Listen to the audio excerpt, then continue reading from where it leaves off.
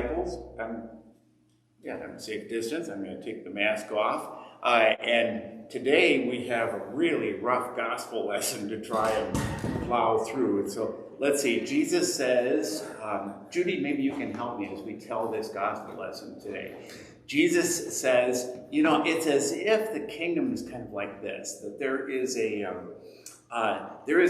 master who is going to go off on a long journey, and he calls in 3 of his servants, and he entrusts the first servant, and he says, here, I'm giving you 5,000 talents.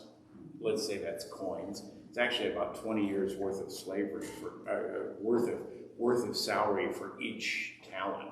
So 20 years worth of, it gives him an immense amount. Then the second one, he says, I'm going to give you 2,000. And then to the third one, he says, I'm going to give you 1,000. I want you to go ahead and just take this while I'm gone and do something with it. Yeah. Okay. All right. So you know what happens when he comes back? I do. The first servant, all 3 servants have to come before the master with his investment in them. And the first one was excited because he had 5,000 and he made 5,000 more. Look at that, master. I've got 5,000 more. Yeah. And the master, do you remember what the master says to him? Oh, well good job done, faithful servant. Yeah, well done, good and faithful servant. Yep. And then the 2,000 guy comes in, and the second one, he comes in with his 2,000. Yeah, and he got busy in the way that he could and made 2,000 more talents, which made the master very happy too. Now, I got to, in our reading for the gospel, I got to play the third one. Yes. And I got to come in and say, it's fun being able to be the villain, I get to come in and say, man, Master, with my 1,000, I knew that you're harsh. I knew that you have high expectations of us. So here's what I did. I went and I buried it and I hid it.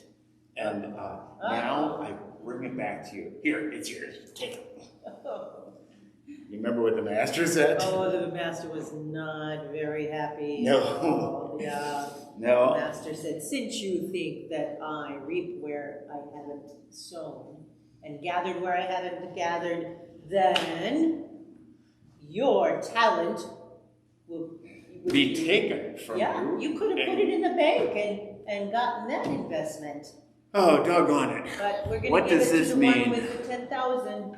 What does this mean? Well, I think that's kind of what the Sunday disciples are about, is giving us a chance to just figure out some components of this as we build this lesson into our hearts in some way. I wonder if there's someone who could help us with this. I think I'll step up. Super something just stepped in. Or something. Hi. Hey, Craft Master. Hi, welcome back. Oh, it's so good to be back. I had been feeling pretty super for a little bit. I was sick for a while, but I was feeling really, really super, and now I'm not really anymore. Why not? I realized I don't think I have the tools I need to be a superhero. You see, because Captain America has a shield, right? Mm-hmm. And Thor has a hammer, and Iron Man has his Iron Man suit, mm-hmm. and Batman has like the Batmobile, the Batcopter, batarangs. I'm sure somewhere laying around he's got like a baseball bat or something like that. And all I have is just baseball bat, the silly hair, a bat, and a cape. Well, goodness. If you didn't have any tools for being a superhero, that would be a reason to be sad if you haven't still figured out your superpower. But I think actually you have a lot of superpowers, tools that God gave you. Wait, hold on. I mean, I'd expect. I don't think I know what you're talking about. Could you help me out? Mm-hmm, mm-hmm. I don't know of any tools that I have. Well, you have your cape and your mask, which gives you mystery, those kind of tools. But you came in, when you came in, we were just reading a story. And Jesus can help us with finding your tools, your superpowers, but maybe not in the way that you expect. Okay, let me figure out what I'd expect. So it was ancient times, so they would have had some tool, maybe like a hammer and a chisel. Yeah. Jesus grew up in a carpenter's household. Oh, okay, yeah. So, yeah, I'm not quite sure. What kind of tools are you talking about? Well, you see in this story, there was a master who gave his servants something that they could use as a tool. He was excited when he decided to go away, but he wanted to give his servants some money. Yeah. Money. To use as gifts that have been given as a tool to make even more. Okay, I guess I didn't ever realize that money could be a tool. I guess I don't really have much of that either, so I guess I still, even with this story from Jesus, I don't have any tools. Well, even though money can be used to help, I think Jesus was talking about other things too in the world that the servants lived in. Let me think. What has God given you? What has God given you to use in your life? Man, I might need some help from people online to help me think of tools or gifts that God has given me. I guess not just hammers and pliers and screwdrivers. I guess maybe a spatula. I've got one of those at home. Yeah. I have. I have friends. Friends could be a tool. And the connection, I guess, would be our cell phones. We have that as a tool. Oh, cell phone. Yeah, and then the internet. Wait, so a tool doesn't just have to be like that hammer you got over there. Yep. What about something? I remember something we talked about that we said that God gave us is love. Maybe could that be a tool? Yes. Now, you thinking of your spatula, how would you use your spatula to use that love, that superpower? How would I use a gift? Spatula as a tool? As for a super... well, I don't know. I guess a spatula... What do you use a spatula for? For... picking up cake! Oh, cake! I could give people cake! Yes, you can. Oh, okay. Can you think of someone that you could gift with cake using your spatula? Oh man, okay. I've got a friend named Justice. Maybe I could serve justice. I like that name, and it goes farther than that. And I really like love. All kinds of things that God gives us, lots of it, to be considered tools. There's lots of ways to show love. But you said one of the tools you had was to be a superhero. I guess I did. I guess how could I use that super? I guess if I was using love as a superpower, how would I do that? Well, let's think about that together. Maybe someone online can send a chat too on how they think love could be a superpowered tool. Let's brainstorm together. Okay? Okay. When you love someone, what do? I guess I take care of them. Yes. What else? I try to be nice to them. Yes, you should. That's sounding pretty super. I guess I could help them when they need help. Yeah, that's definitely. That's something I want to do for people when I love them. Yeah. So one of your superpower tools includes sharing with others. We have sharing with others. We have someone, Barbara Sitzman, commented, she said, be kind to your neighbor. That's an idea. Oh, nice. How you can share love. Mm-hmm. Nice. Yeah, I guess kindness is part of how we show that gift of love that we've been given. Wow. Mm-hmm. This is starting to make sense, I think. Mm-hmm. Are there other tools that superheroes like me or like Barbara could use? Oh, what a wonderful question. Answer is absolutely. I've got one. Oh, Tommy keeps showing me his greeting. You know, and he keeps saying, I like you. And that greeting, that is like a real tool of love for me. Just being able to say that, right? yeah. And I have a spatula. A spatula. Hey, Yeah. we were just talking about one of those. Yeah. Can you? Yeah. Wait, okay. And there are other ways too to be pretty super minded and super powered. If you could use tools for God. Maybe we could think about what are ways that we could use just regular tools that we have to use them as a super thing, as a superpower. I don't know. Well, let's do a craft to figure things out. Oh, okay. Perfect. I always With our find hands those and with helpful. tools. Yeah. And a spatula. We won't have cake, but we do have fun.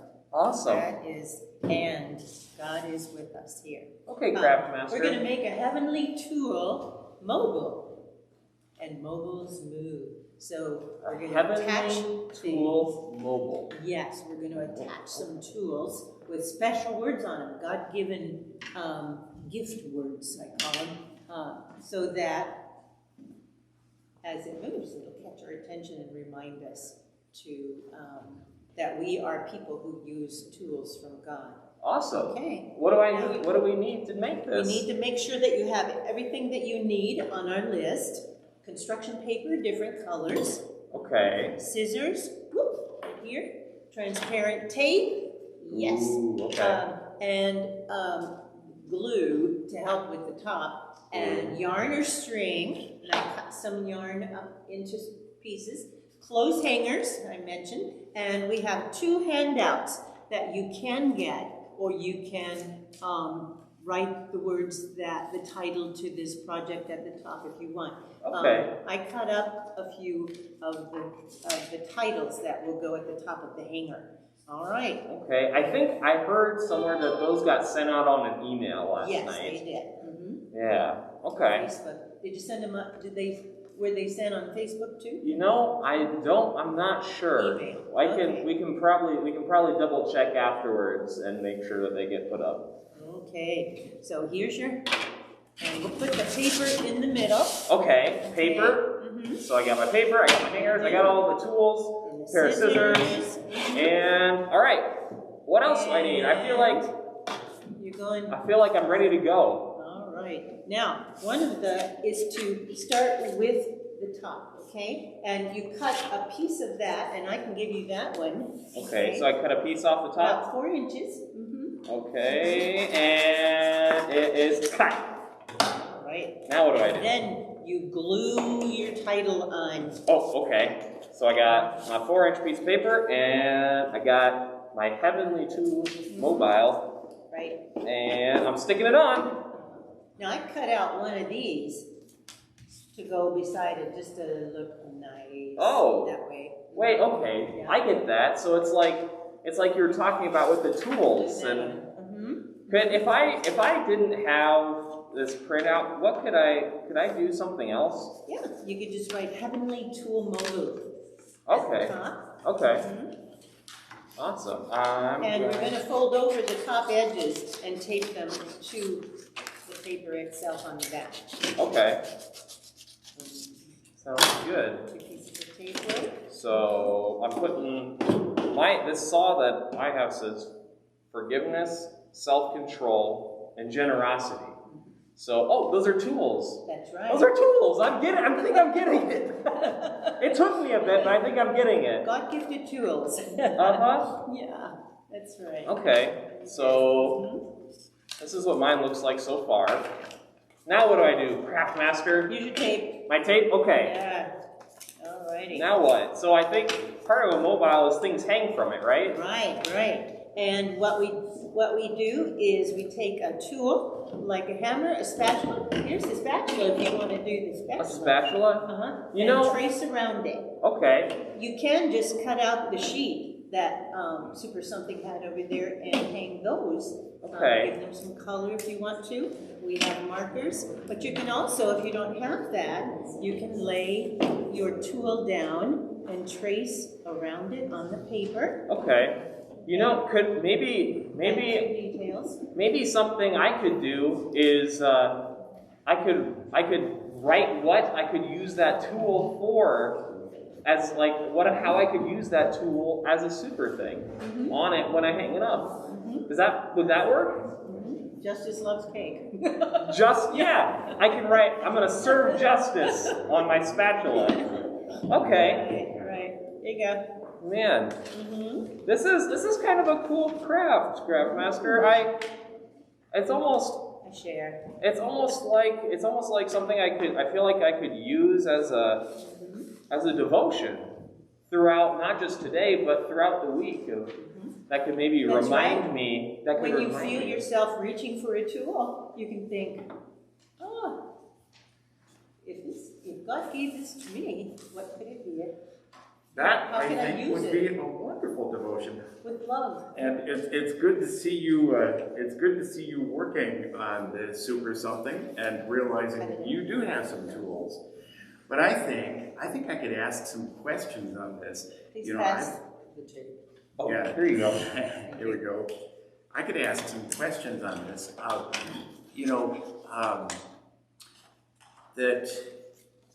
Do these tools look extraordinary? Does it look like a lot of? We're talking about tools that are ordinarily in a kitchen, like a spatula and. I've got one of these at home. Yeah. We didn't even think about them being from God. We're so used to having them around. Well, that's what I'm going to ask the people here and the people online. Do we ordinarily think that we have been entrusted with tools? Do we ordinarily think I've been given gifts? That maybe the master has handed me some things? What do you think? Is that ordinary? Or do we find that most people think, I haven't got it. I don't have enough. We live in. Yep, that's what you think, Super Something?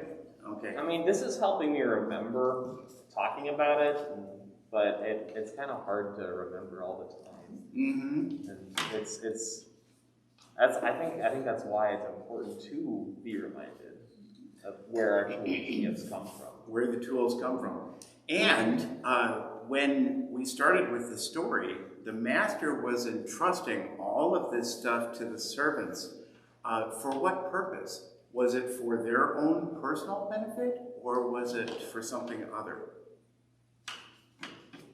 It was for others. It was for others Sharing. And for the expansion of the kingdom in some way. So that the gifts weren't meant for, oh good, I get to keep them. Other people will see how good God is. It was meant to, let's expand this business, that the father's business or the master's business was, I want you to be a corporate part of this. I want you to be a portion of this too. Oh, what you got? A hammer. Okay. I think they'll make it I still shorter, have to figure out how a hammer can be used as a tool. One, building things, because it's a heck of a lot easier to tear things down than it is to build the kingdom of God. With peace and joy and thanksgiving. Yeah. Well, how come some of those servants were less concerned about their own security, and they were more interested in operating for the? Well, wait a second. Why would the master entrust them with so much?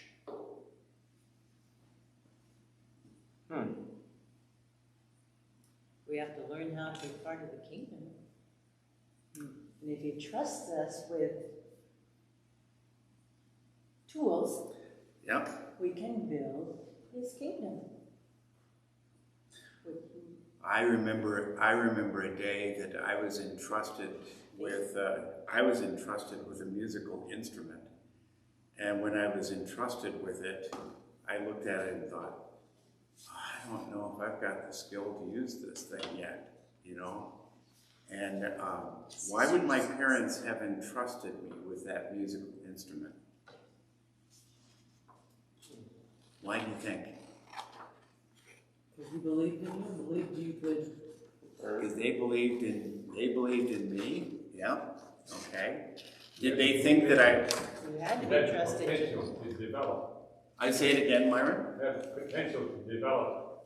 So- Have the potential to develop. Okay. So So you don't think that my parents looked at me and said, "Oh, good, he's already a concert musician, so we'll give him this instrument." You know?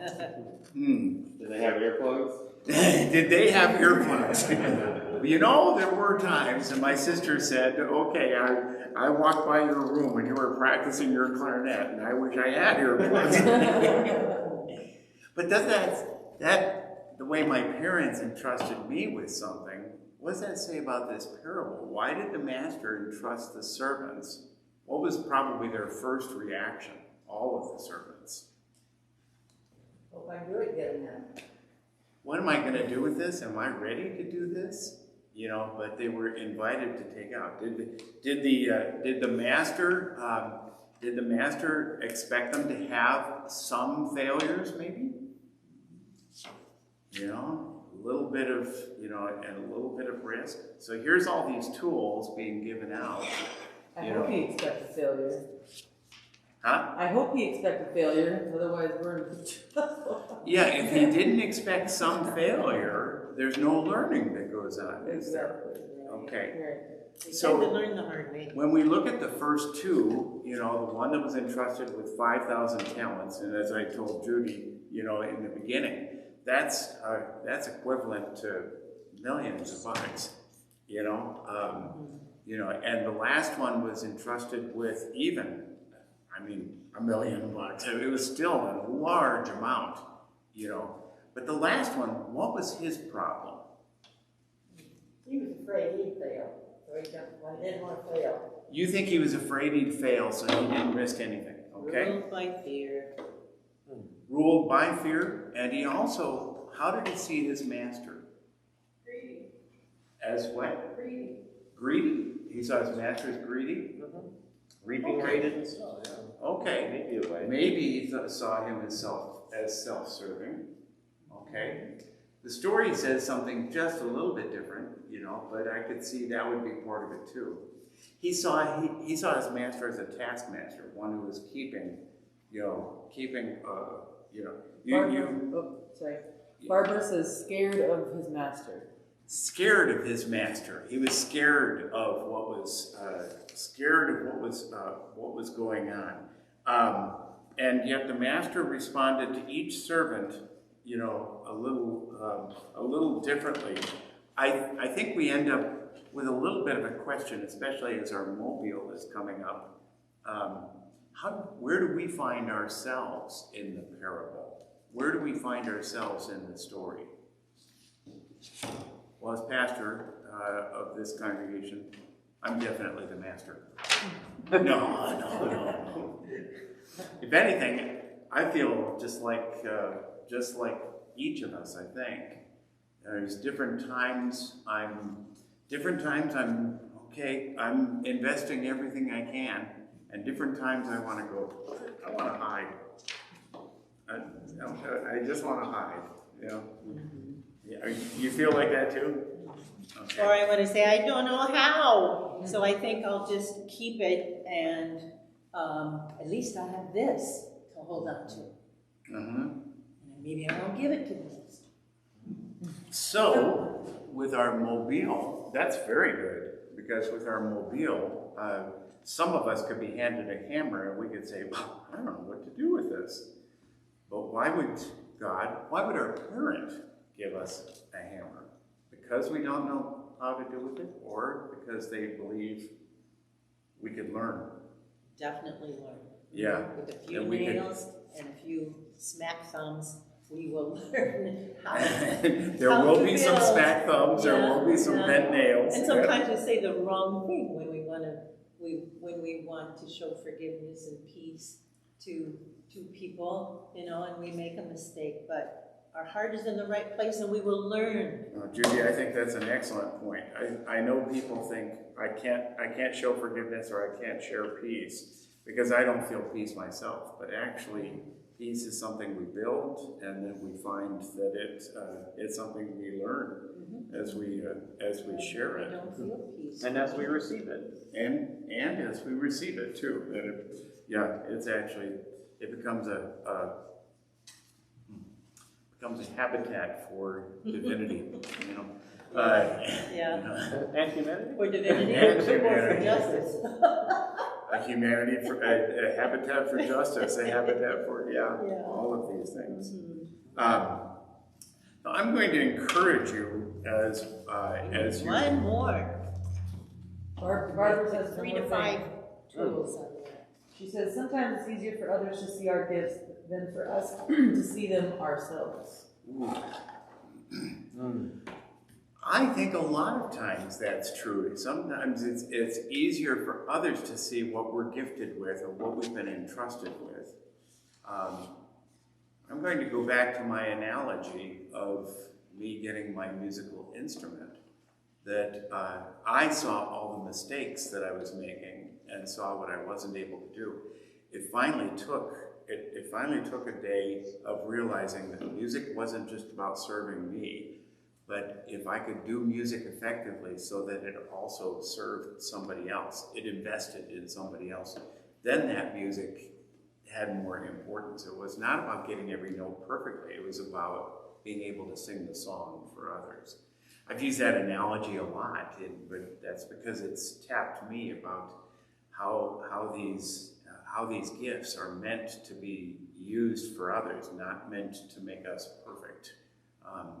They're meant to use in some way that reaches out in the same way that the master wanted his business to expand.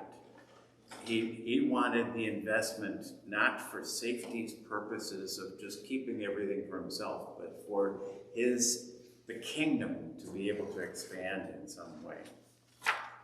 I have a little story that could kind of finish this whole thing. But you had Micah, you have your hand on there. Yeah, I was thinking. Yeah, who's Micah? That's right, super something. Who's Micah? That's right. Yeah, I was thinking before I run off, I should maybe put one more tool on my mobile, and I thought, I can be a tool. Even though I don't feel equipped, I can be a tool. So Yeah, I'm able to share a tool. The story that I have comes out of the daily discipleship things that the ELCA puts on. And there was once a village chief who had 3 sons, each with a special talent. The oldest cared for olive trees. He provided the village with olive oil for food and trade. The second was a shepherd, and he kept the herds in good health, provided food and clothing for the village. The third son was a dancer. He brought cheer, beauty, and joy to the village. But one day the chief had to go on a long journey, and he left the village in the care of the sons. For a while, things went well, but then the cold winds began to blow. The olive branches, they cracked, and the icing failed to bloom. Soon the villagers, they didn't have any fuel. So they begged the first son, could we use the olive trees to go ahead and heat our homes? And finally he relented, because he knew it was foolish to save the trees only to lose the village. The ice made it impossible to travel, and soon the villagers didn't have anything to eat. So they begged the second son, could they have the sheep so that they wouldn't starve? And at first he refused, but finally he realized it's foolish to save the sheep only to have the people perish. They had enough fuel and food to survive, but the hardships broke their spirits. They lost hope. They became desperate. One by one, people left the village to search for a better home. The chief finally returned to find smoke from his chimney alone. Troubled, he rushed into the home and he surprised his sons. What became of the trees? What happened to the sheep? And what's happened to the people? The first 2 sons with sorrow explained what had happened to the trees and the sheep. The father said, you did the best to save the village. But what's become of the people? And the third son said, well, it hardly seemed proper to dance during their suffering. And besides, I wanted to conserve my energy so I could welcome you home. And the father said, then dance, my son, for the village, for my heart is empty.